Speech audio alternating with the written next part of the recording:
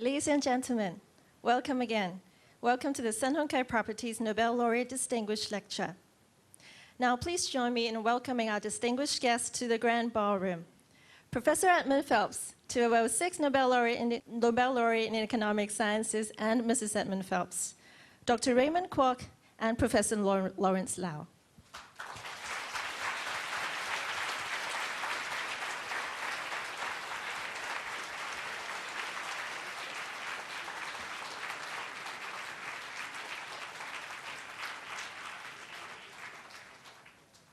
Welcome again to the opening of the Sun Hung Kai Properties Nobel Laureate Distinguished Lecture.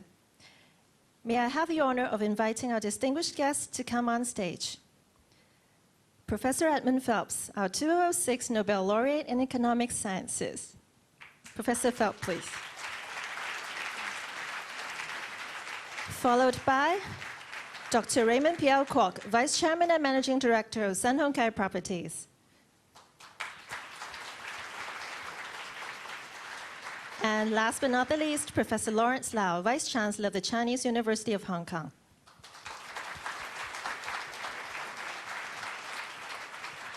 Please be seated. Now, may I first invite Dr. Raymond Kwok, Vice Chairman and Managing Director of Sun Hung Kai Properties, to give an address. Dr. Kwok, please.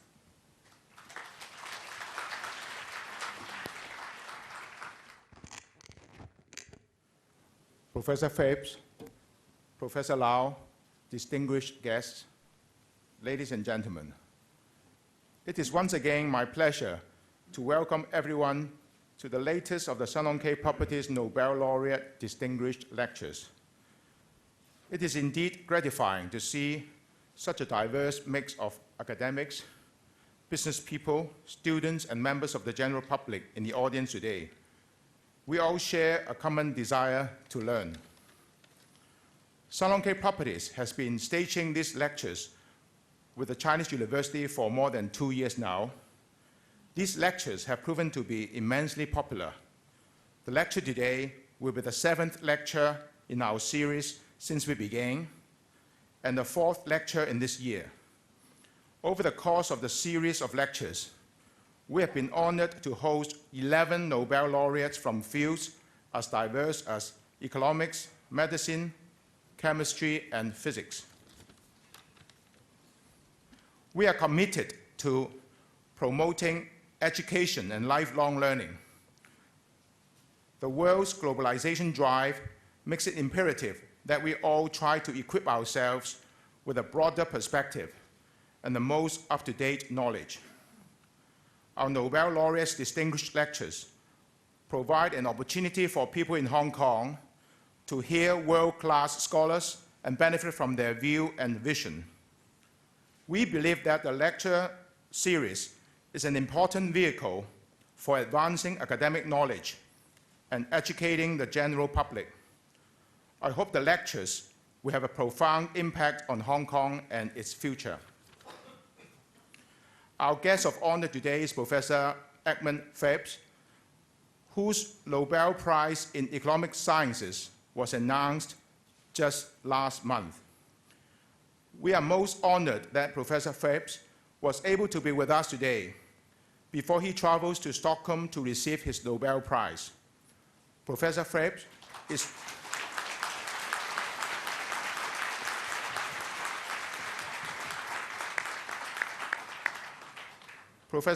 is no stranger to us, as he was a guest speaker in this lecture series last year. Professor Phelps will be speaking about the topic, Stumbling Blocks on the Way to a Modern Economy. His monumental contributions to economics include introducing the concepts of imperfect information and knowledge to macroeconomics, as well as pioneering a new generation of models of unemployment and inflation. His contribution has been of fundamental importance to some of the most exciting work at the current frontier of economic research. Economics is a fascinating field of study, one that directly or indirectly affects all our lives. And I'm sure that we all have much to learn from Professor Phelps. What he says today will undoubtedly give us a greater insight into the future economic development of Hong Kong. And I look forward to this coming lecture. Thank you.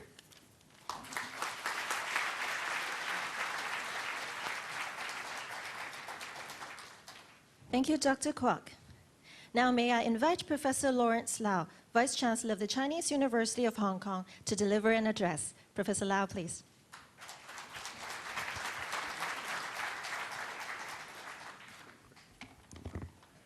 Thank you. Dr. Kwok, Professor Phelps, distinguished guests, ladies and gentlemen, good afternoon. It is my great pleasure to welcome you to yet another lecture in the Sun Hung Kai Properties Nobel Laureates Distinguished Lecture Series. Inaugurated 2 years ago, this lecture series brings to Hong Kong Nobel laureates who will present public lectures and seminars and share their scholarly insights and intellectual vigor with members of the local public. It is hoped that their distinguished accomplishments will inspire people from all walks to strive for excellence, and their passion for knowledge, breadth of vision, and deep concern for humanity will stimulate our intellectual community. Through the lecture series, we hope to encourage the discovery and dissemination of knowledge and to demonstrate the university's strong commitment to serving the Hong Kong community. In presenting these lectures, we have the enthusiastic support of Sun Hung Kai Properties, who is the exclusive sponsor of the lecture series, and to our benefactor and partner, represented here by Dr. Raymond Kwok, I would like to reiterate the Chinese University's most grateful thanks.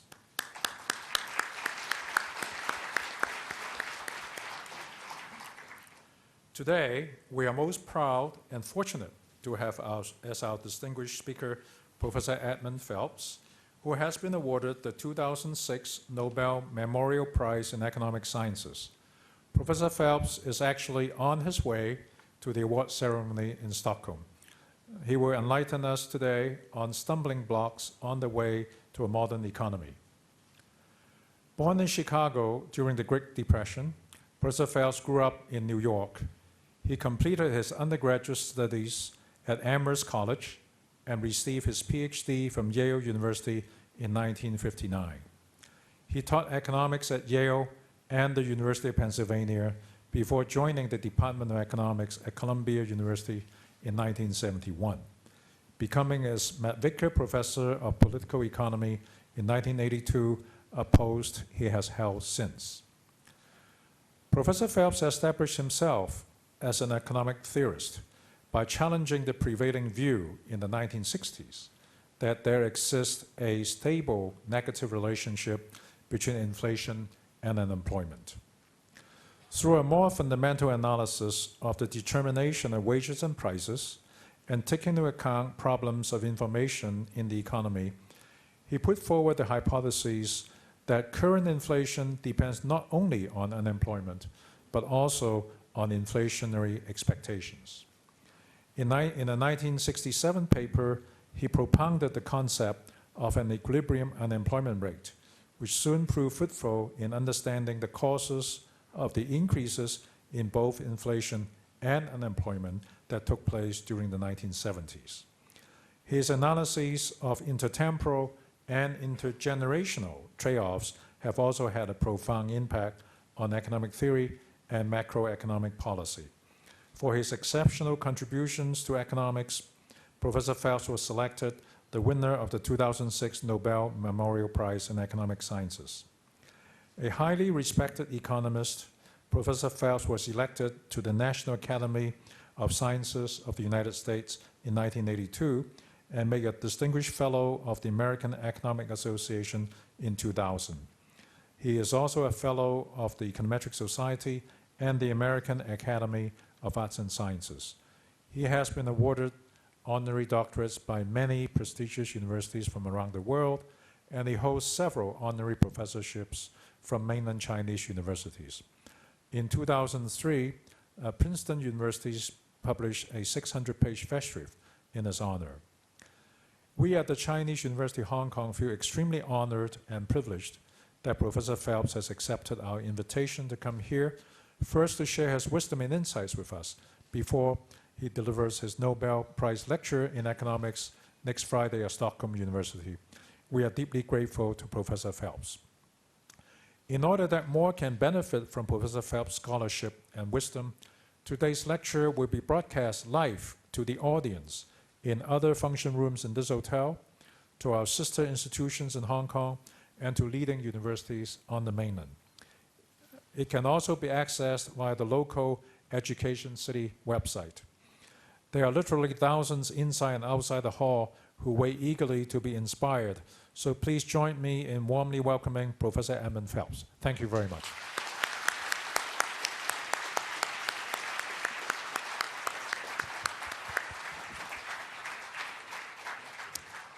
Thank you, Professor Lau. It is indeed our great honor to have invited Professor Edmund Phelps to Hong Kong. So first of all, before the lecture, let us show our appreciation by inviting Dr. Raymond Kwok and Professor Lawrence Lau to present a souvenir to Professor Phelps. Gentlemen, please.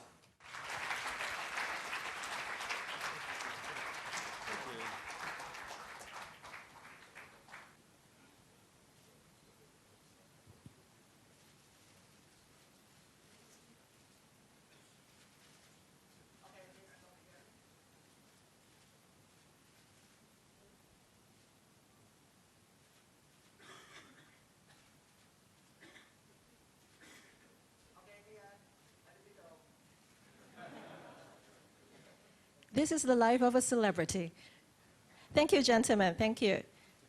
Now, without further ado, let us all welcome our distinguished speaker, our 2006 Nobel laureate in economic sciences, Professor Edmund Phelps, who will now deliver the Sun Hung Kai Properties Nobel laureate distinguished lecture on Stumbling Blocks on the Way to a Modern Economy.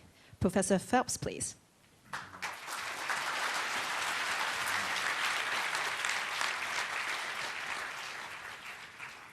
Thank you very much.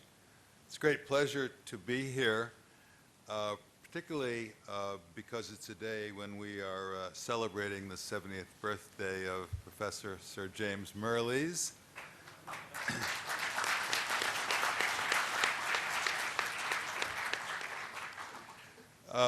When I was choosing my topic for this lecture, I had thought that it was deeply embedded in the conference that began this morning for Sir Jim, and I understood this conference was on development.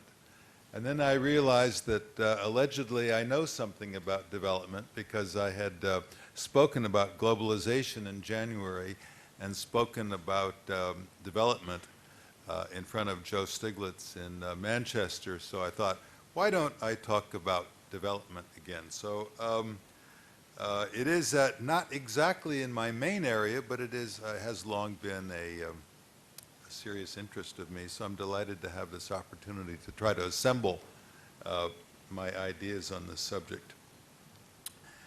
I originally entitled this talk Perspectives on Economic Development.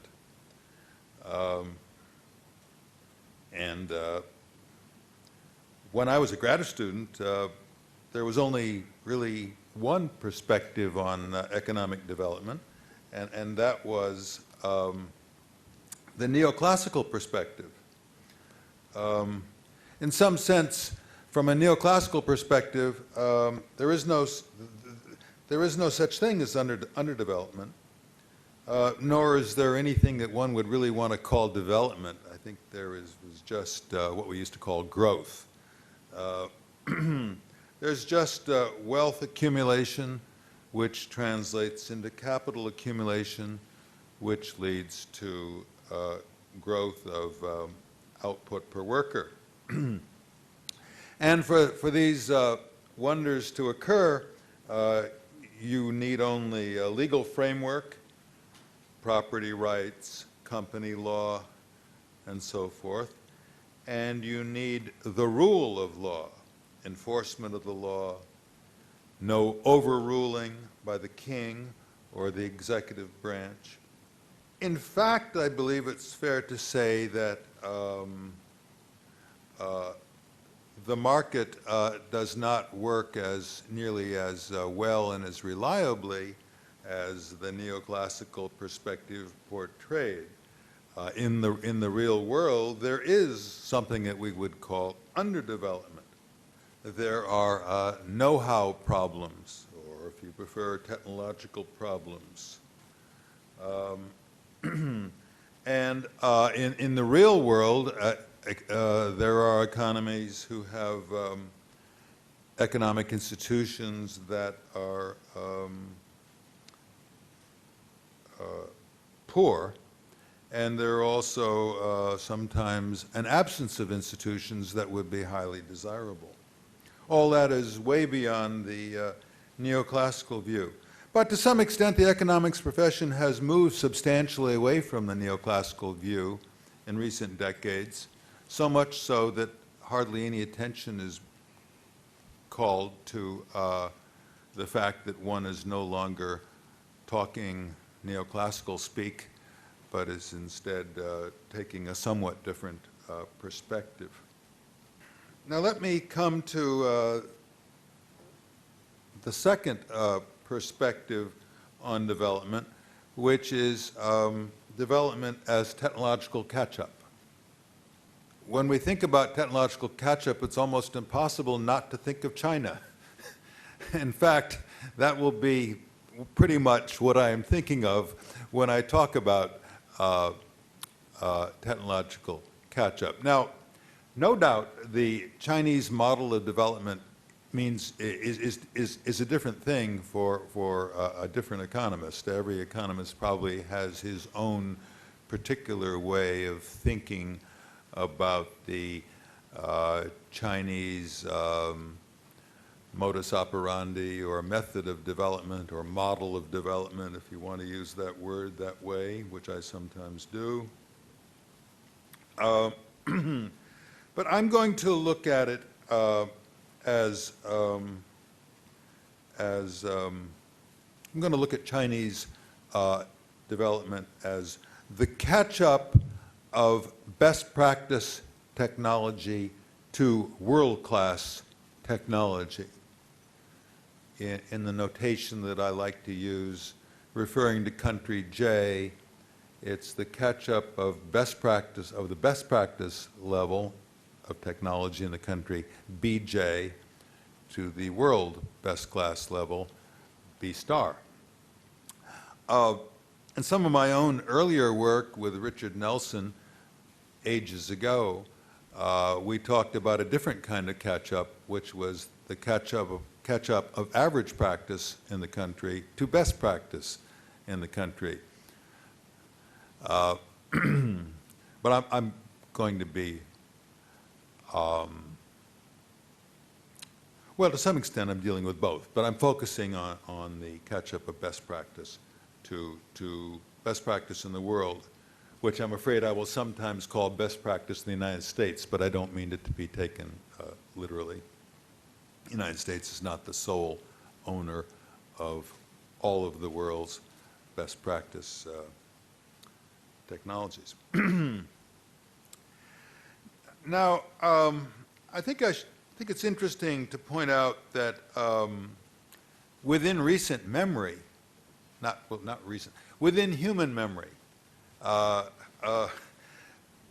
there's been another great catch-up, and that was the catch-up of continental Western Europe between the 1950s, the mid-1950s, and the mid-1970s, particularly Germany, France, and Italy, which had gotten hit pretty hard by the war. And then there was a sort of a slower catch-up from 1975 to 1990. In that period, in the former period, in the two periods together, hourly labor productivity, output per man hour, as we say, went from about 45% of the US level in 1955 to about 90% in 1990, a doubling. So those of you who know the rule of 72 will immediately figure out that that means that relative productivity in Europe, that is to say, productivity relative to the US level, grew at a compound average annual rate of 3%. No, 2%. 2%. From 1955 to 1990, 45 years. Well, that's what I said, 2%. That's probably right. I'm not going to redo the calculation now.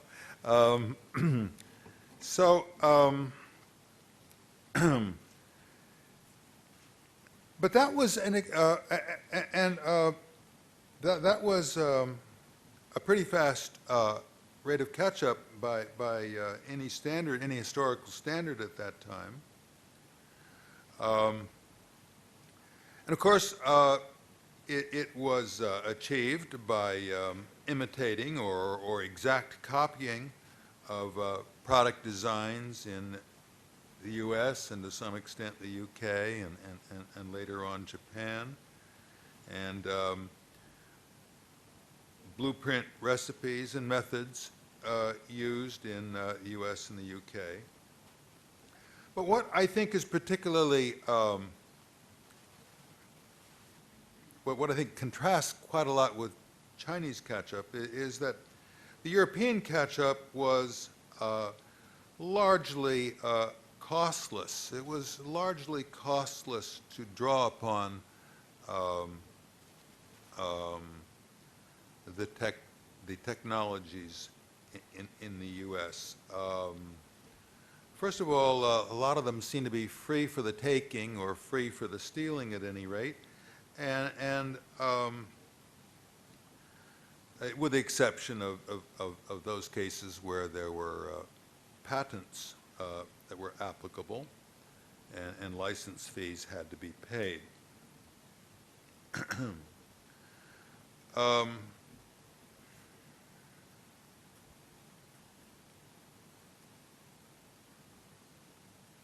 Another thing I think is interesting is that, I think is important, is that the U.S. technologies were not radically new for Europeans. Europeans knew something about them. European technical people knew something about the U.S. technologies that existed in 1955. After all, a lot of those technologies had been arising in the United States in the 1920s and in the 1930s. So a large part of the European population could probably be said to have had some sense of familiarity with a lot of the innovations that had occurred in the United States from the 1920s up to 1955, but the Europeans didn't have them in hand. They didn't. Were not practicing them. Hadn't put them in place. The situation of China has been quite different. It was much faster between 1980 to 1995 than the European catch-up was, and it's been even faster, I believe, from 1995 to the present. Real hourly productivity relative to the U.S., it says here, must be rising about 5% per annum, which certainly beats 2% by a huge margin.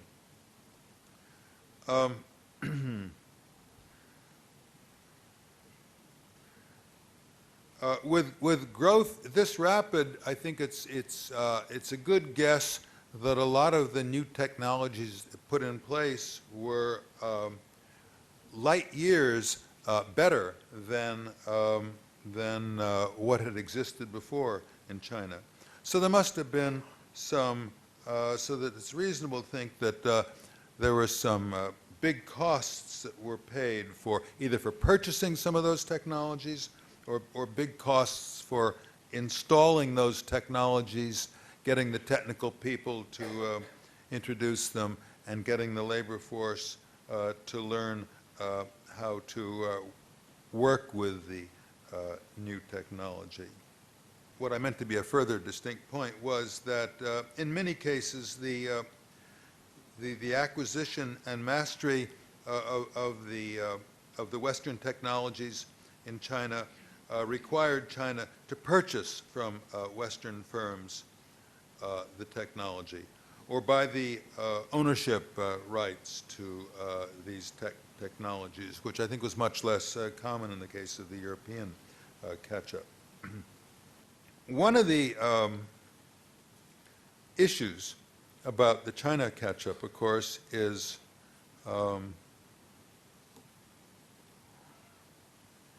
why are they why are they saving and investing so much? And isn't this extreme, and isn't it crazy, really, and if not crazy, at least inoptimal? I'm not going to be able to show you the equations now, but because it's wouldn't be appropriate, quite appropriate here. But I asked myself,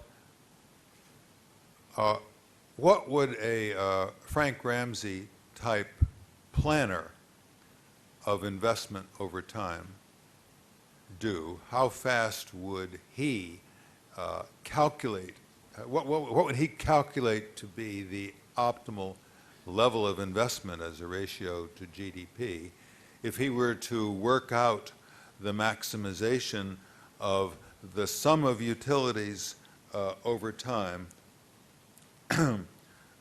subject to a constraint that sooner or later Chinese productivity catches up to U.S. productivity. And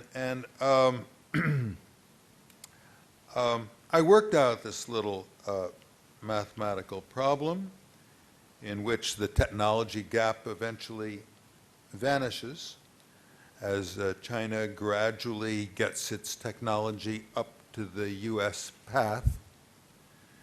And I realized at the end of those calculations that, gee, the optimum rate of consumption could be very low in relation to income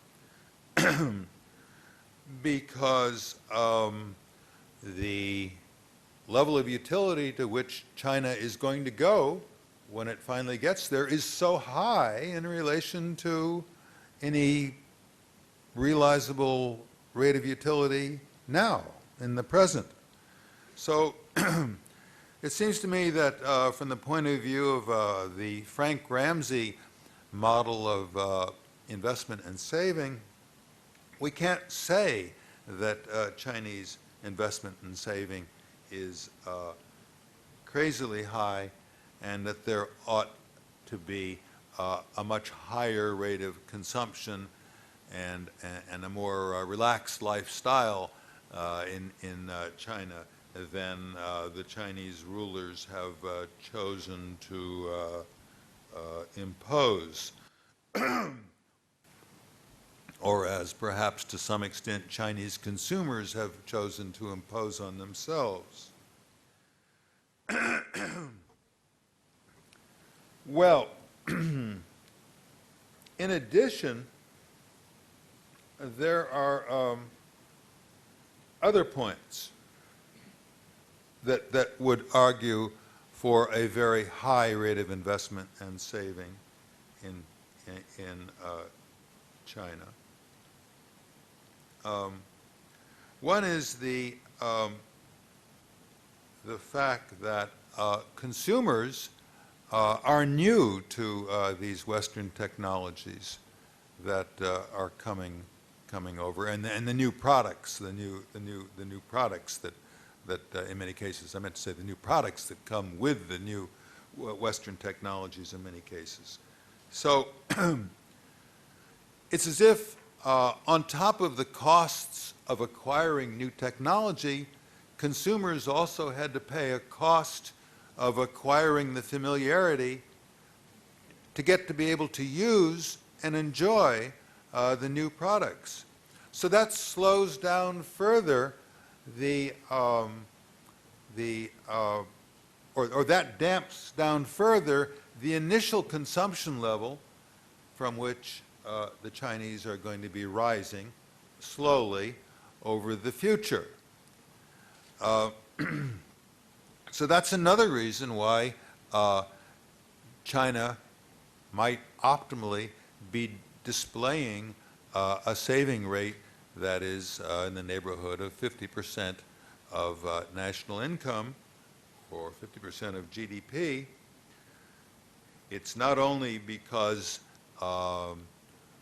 there is such a marvelously steep path to be climbed, so let's get going fast, which means consuming little in the present. It's not only that kind of classical argument, it's also this familiarity, this learning argument, learning to consume. So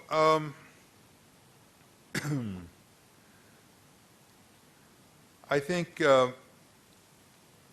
I feel myself to be a great admirer of. I admire greatly what China is doing with regard to its economic development.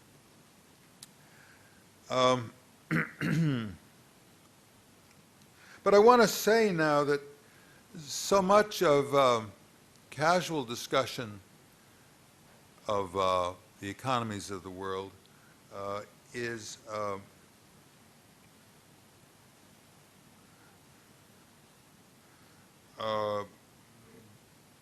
betrays a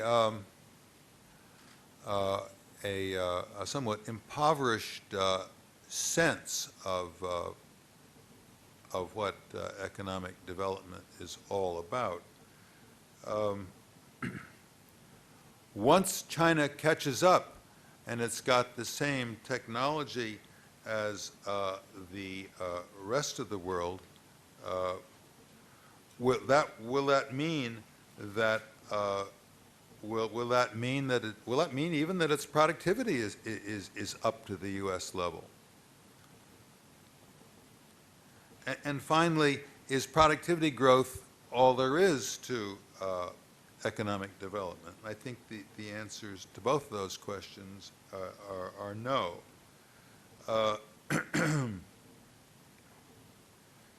Again, take a look at Europe, but now the Europe of 2006.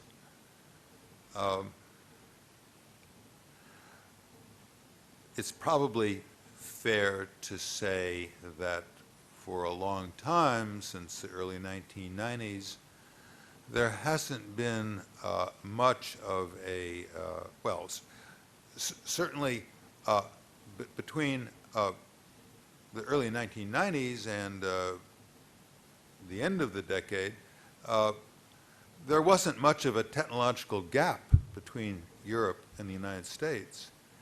Yet the European economies were running into increasing difficulties. They had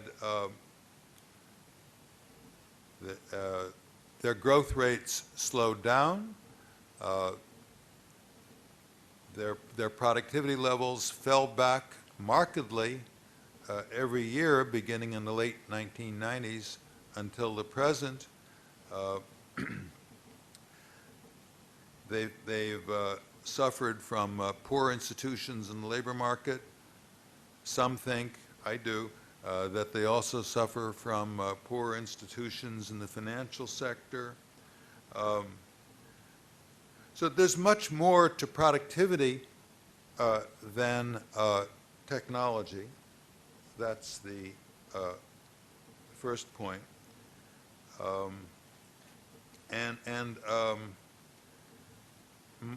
Much of the gap, so to speak, between technology and productivity is a matter of inefficient institutions, of which Europe has a great number.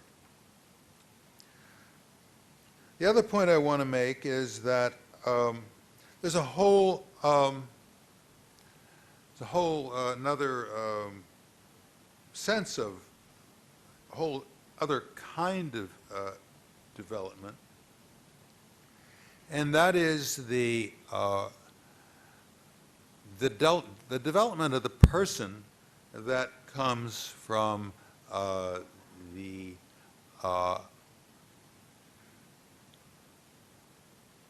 spread, but particularly the growth of knowledge in the economy.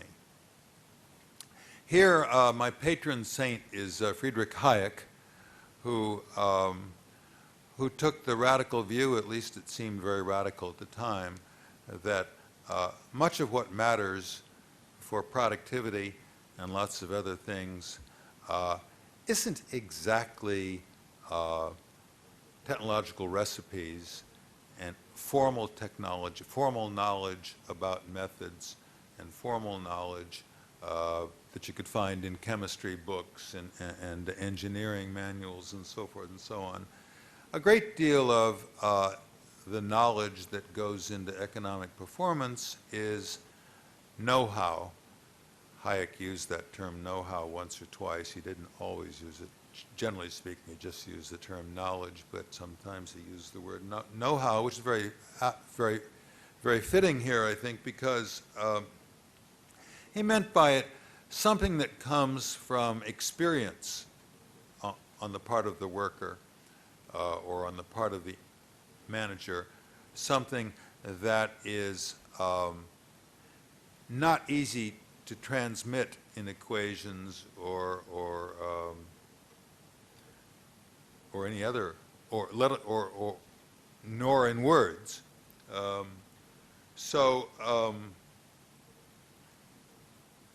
It's a difficult thing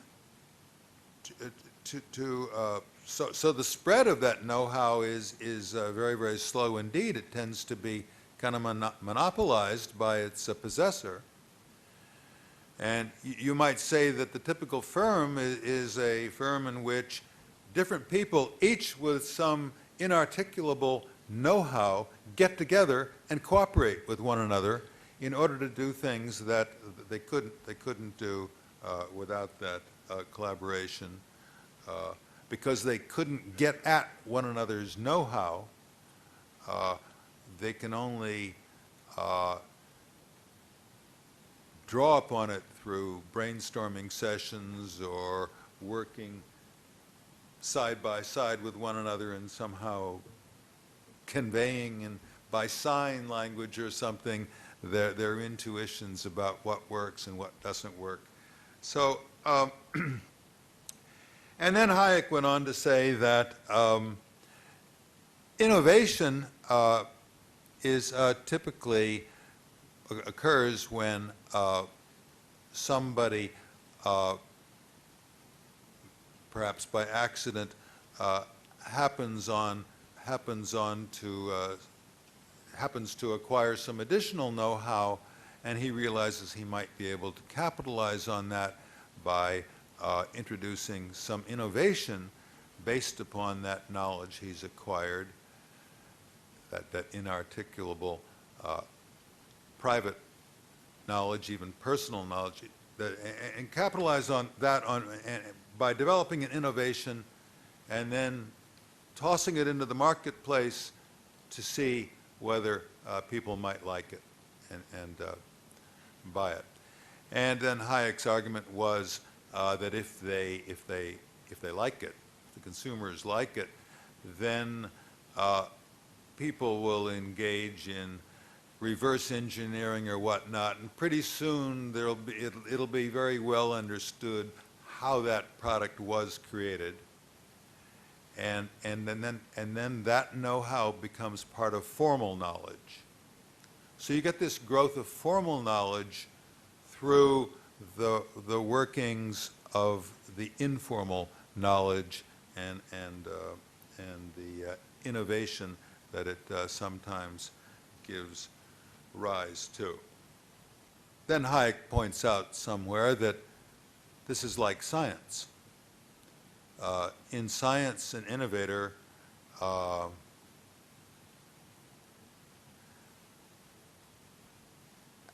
has an idea, but he's not really sure whether it's right. It's just an intuition. So he asks himself, how could I get some evidence for or against this idea?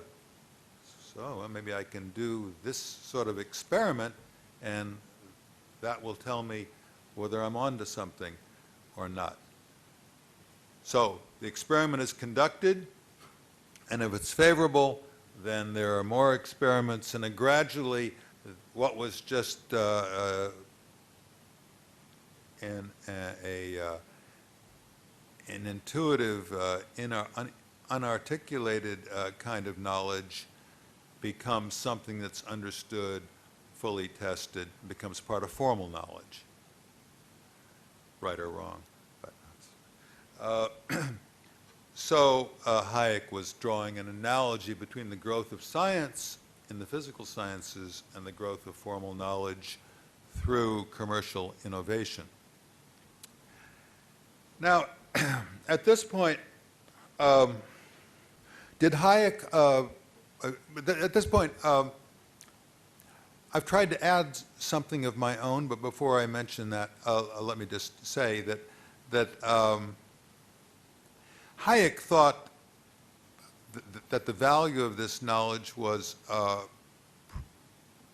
the value that is conventionally assigned to knowledge, namely that it would be valuable for productivity. So that I think it's fair to say that Hayek saw the growth of knowledge as being useful to society in advancing productivity. He even uses the term the conquest of nature or something like that somewhere.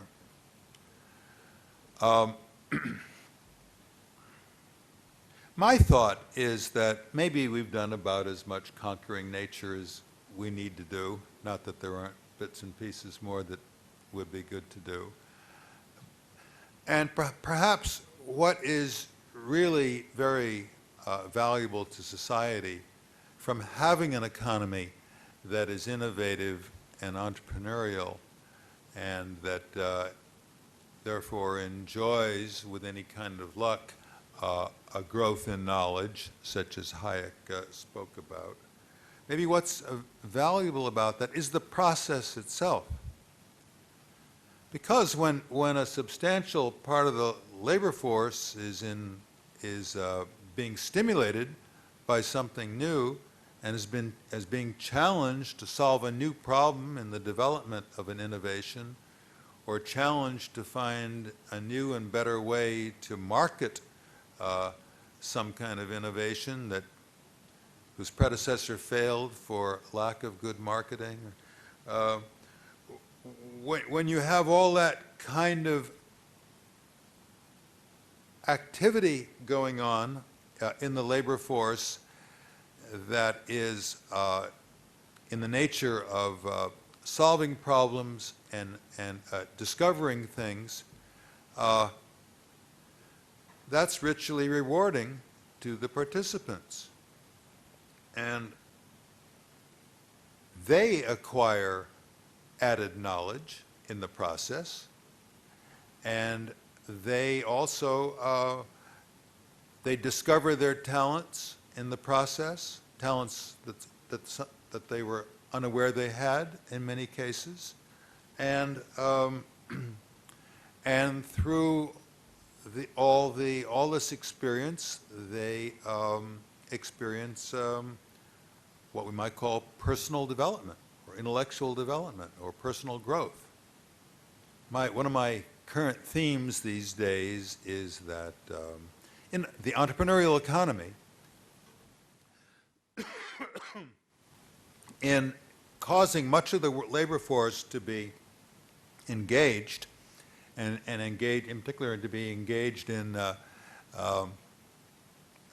problem solving and discovery and so forth, that economy is immensely valuable for human satisfaction, independently of whether a single one of these innovations actually paid off and productivity increased as a result.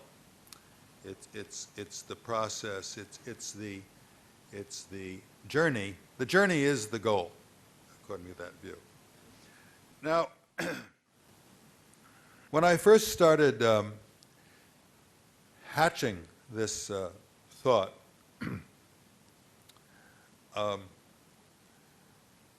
I no doubt sounded very much like an American who thinks that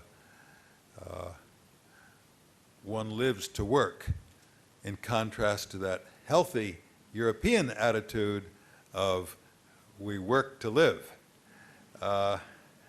And I did sound like an American in many ways, because when I tried to think of some established philosophers and literary figures, I thought first of a number of Americans, such as Jefferson with his pursuit of happiness, and Lincoln, and William James, and John Dewey, who thought that everybody should be involved in planning the battleship that they're building, and John Rawls also has a little bit of this flavor in his book, A Theory of Justice. So I thought, yeah, I'm just being an American, looking at it an American way. Funny that, and no wonder Hayek didn't see it. He didn't. He was an Austrian. He was so close to having said this, but didn't really say it. And then I realized at some point, belatedly, that this was the classical European view. It's in Aristotle that you first see a celebration of the discovery of personal knowledge. All men want knowledge. It's one of the aphorisms in, I don't know how to pronounce it, the Nicomachean Ethics. And this is really the classical view in European thought right through the Renaissance and the Baroque period, a life of challenge, of discovery, of adventure.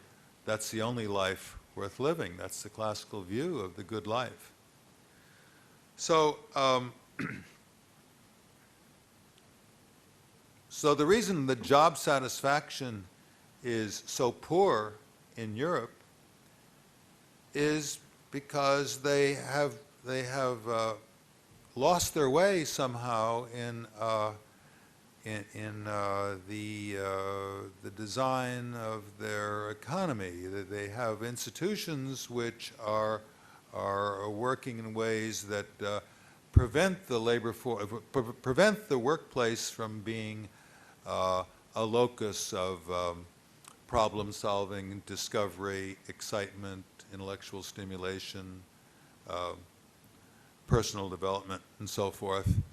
And with job satisfaction so poor and so few people so few people deriving much, so few people finding their work involving, so that they have pride in it, it's no wonder that labor force participation rates are lower in Europe than they are in the US and Canada and the UK. It's no wonder that unemployment rates are higher,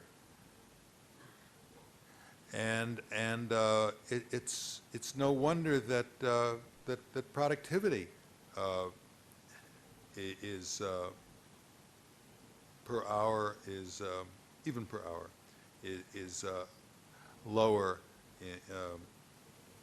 generally speaking, in Europe than in the United States. So to try to wind this up, let me try to wind this up in the next 3 or 4 minutes.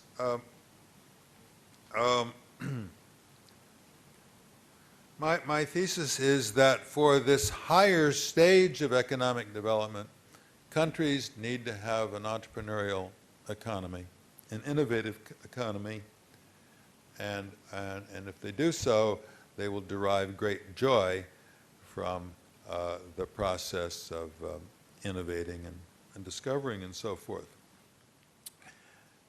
Then I realized that such an advocacy is bound to run into the question, well, is that fair? Is that just? What would the consequences of that be for what John Rawls called the least advantaged workers in society? So let me just say now, by way of closing, that I've found, I think, two ways to answer, two ways of arguing that it's perfectly just to have a healthy, entrepreneurial, innovative economy. One is to say entrepreneurial types also are people, and they also have a right to self-expression and self-realization and self-actualization and all those things. So it wouldn't be just to confine them almost to a camp where they could simply be managers of established enterprises where nothing ever happens, when they, because they, for their self-expression, their self-realization, they need to be attempting to do new things, to create new things. And so it would be unjust to have happy bricklayers, relatively speaking, while we have frustrated, suicidal entrepreneurial types who would like to escape the country if they can. Now, if that's not accepted, then I have another argument. I'll use the other argument even if it is accepted. The other argument is that painting with a broad brush, it's good for everybody to have an entrepreneurial economy. It's job creating. It pulls up wages at all levels, at all points in the wage distribution. It does that because all kinds of entrepreneurial activities are very labor-using. Marketing is a very labor-using activity. Media, advertising, all that's very labor-intensive. It's not like producing steel. So I think that in an economy that is highly entrepreneurial, innovative, and so forth, is going to show higher wage rates, a higher share of GDP going to labor, and higher employment and lower unemployment. And so, again, I think it's because Europe lacks those things that it's got a wage share that's setting records for its low size, and again, high unemployment rates in most continental countries. I'm talking about continental Europe, and so that's my notion of the higher level of economic development and how to get it. Thank you very much.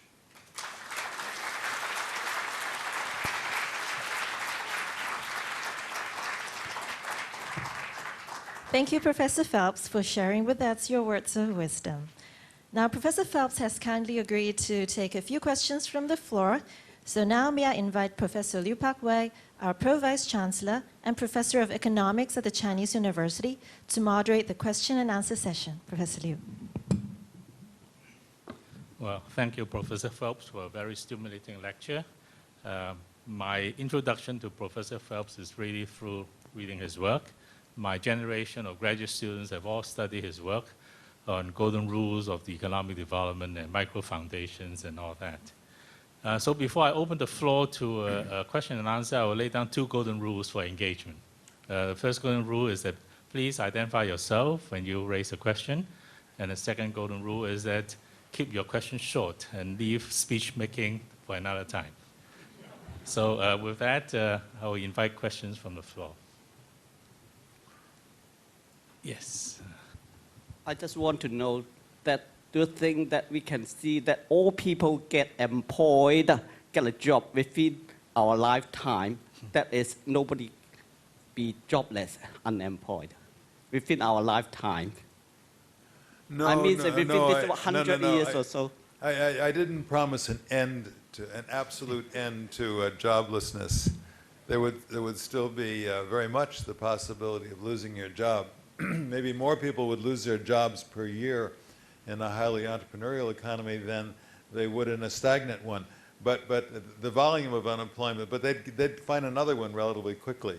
And the volume of unemployment, like the water in the bathtub, would be lower.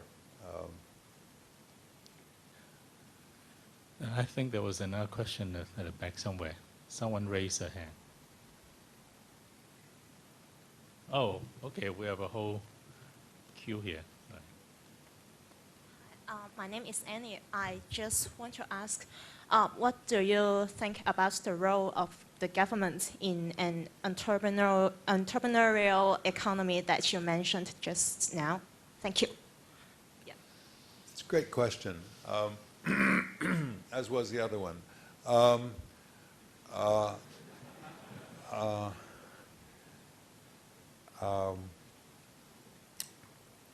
I like to draw a sharp distinction between a free market economy, such as Hayek and the late Milton Friedman advocated, subject to many, many exceptions. On the one hand, and an energetic, dynamic, free enterprise economy on the other hand. I think that for a lot of economic dynamism, that is to say, a high rate of innovation and innovations in good directions, you need a lot of things. You need a labor force that's able to learn new things. That suggests that they might need some education. You need consumers who can learn things, otherwise nothing new will ever be bought by anybody. So that also suggests a lot of education. You need to have, if you're going to have, as I think you must, some kind of finance capitalism so that you are going to have share owners and investment partnerships of various kinds. You're going to need to have some regulatory protection of investors. Otherwise, the source of finance for innovation would dry up. And so I won't elaborate endlessly on this. The point is that I don't think you could have a highly dynamic economy, one with very extensive entrepreneurship, lots of radical new ideas being tried about which there is great uncertainty. I don't think you could have all that unless you had a government that was spending a lot of resources on education, on investor protection, maybe to some extent consumer protection, legal, all sorts of legal requirements. So I think there's a lot for the government to do. Yes. Hello, my name is Nancy Lee. In your speech, you mentioned that when China catches up to the United States in terms of technology, the level of production might still not be up to the United States level. Do you mean that China might never catch up to the United States? Thank you.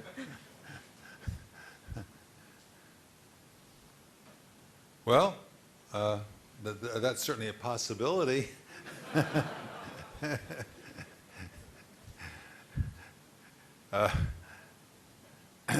No, I wasn't. I don't think it follows from what I said that China could not catch up with the U.S. in terms of productivity, but it would have to go on to that higher stage of development that I was talking about. I mean, that's really the point. I mean, China can go, you can only go so far by importing technologies, and there's much more to productivity than technology. There are the economic institutions. And also there's much more to innovation than just transferring, than technological transfers from overseas. There's also, I mean, particularly, there's all kinds of innovating that has nothing to do with technologies. You know, creative industries like filmmaking and dress designs and so forth. All innovation of all kinds is involved in a high level of economic performance. So China has its work cut out for it before it reaches a level of income per head that's like that in the U.S. or Luxembourg or a few others.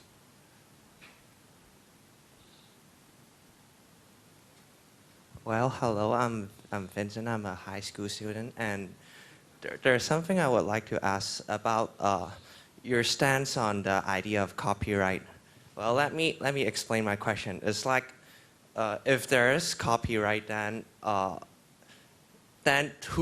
those that invite the idea could monopolize the idea, and therefore people that, if there's no copyright, would have could be able to elaborate on those ideas would not have the opportunity to do so, so that the rate of know-hows turning into usable knowledge would be slower. But in the other sense, that if there's no copyright, then the incentive for people to think of new innovation ways would be less. There are less incentive for them to do so. So what are your stance on the idea of copyright? I'm afraid I don't have any very original ideas on that. I don't think that abolishing copyright would be a very good idea, but I don't think it's a good idea either to constantly lengthen the copyrights that are possessed by Disney, for example, or lots of other firms. That there seems to be no end to their copyright protection, and that's not optimal either. But I don't know that anybody has a good answer to that question. But neither extreme is optimal. You need some happy medium between copyright protection that's too long and copyright protection that's too short. Okay. But I mean, I think it makes sense to have some copyright protection. Otherwise, lots of composers and authors and so forth, for example, will not feel that would be any commercial reward to their creative work. Could I have one more question elaborating on this point? It's not for me to decide. Just We'll have the golden rule making. Okay, very be short. short. Okay. You're on the verge of breaking the golden rule. You know. Well, it's like 1,000 years ago. The Chinese are very good in terms of know-how and application technology, but because that the Chinese have a culture of keeping the good things to themselves, which is a very selfish copyright, and therefore technologies like, for example, gunpowder or dynamite, they get monopolized, and they could not, and the technology could not be spread to everyone, and therefore they do not have. For a lot of smart people, but they're uneducated, they do not have the opportunity to have new ideas because they didn't have the opportunity to receive the knowledge. And what do you think about this thingy? Well, I can't comment on Chinese history. I don't. Did you know that the Wright brothers were said to have largely ruined their chances of developing their aircraft further because they were so preoccupied with protecting what they had from, they were constantly tied up in the courts. Well, thank you very much. The last question. My name is Isaac, and I am a secondary school teacher, and I'm also participated at Teachers Rally in the earlier this year, and I'm glad to hear that you have mentioned employees' psychological satisfaction or self-fulfillment is directly related to productivity. And you have also mentioned that in America, the people in Europe. Did you say inversely related to productivity? You said that when the people have live to work, and they have a in Europe, the people have lower productivity because their attitude to work is they do not have a psychological fulfillment. Is that right? have I got you wrong? I got lost somewhere in the triple negative. Perhaps I'm sorry. Perhaps may I reframe my question? Yeah, what I said was that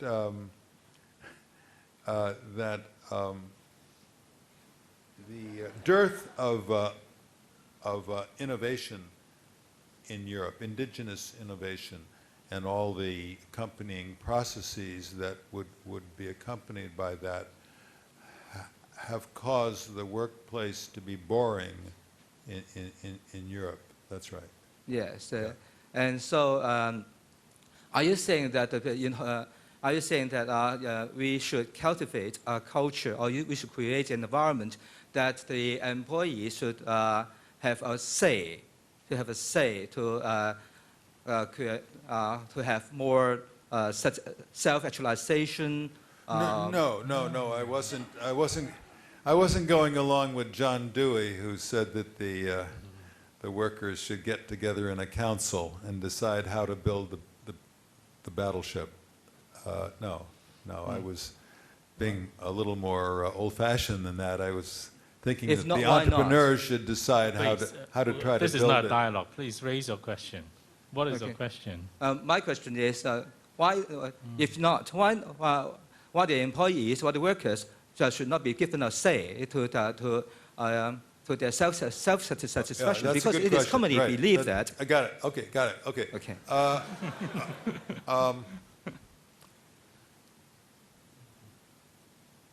Remember, according to the theory, the entrepreneur has a vision, a sense of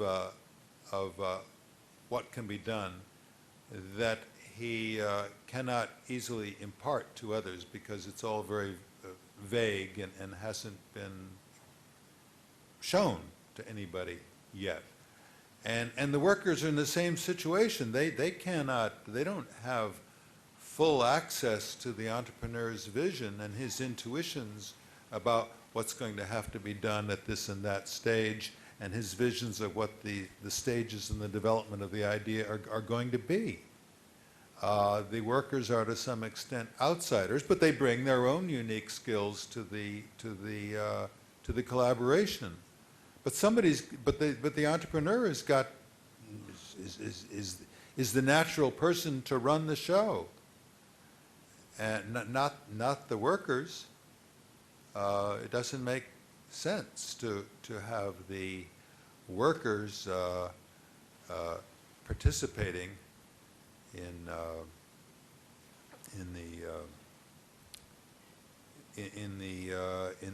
the decision making of the venture to develop the innovation. Well, thank you, Professor Phelps, for the answering all those questions. May I invite you to give a round of applause.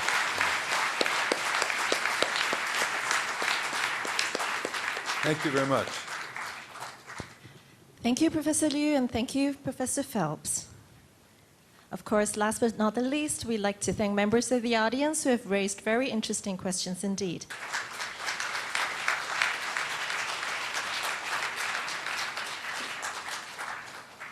The Sun Hung Kai Properties Nobel Laureate Distinguished Lectures are made possible by the generous support of the Sun Hung Kai Properties. So on behalf of the Chinese University of Hong Kong, we would like to express our deepest gratitude to the Sun Hung Kai Properties. Ladies and gentlemen, thank you for joining us at today's lecture. We hope to see you again very soon, and we wish you a very pleasant evening. Thank you.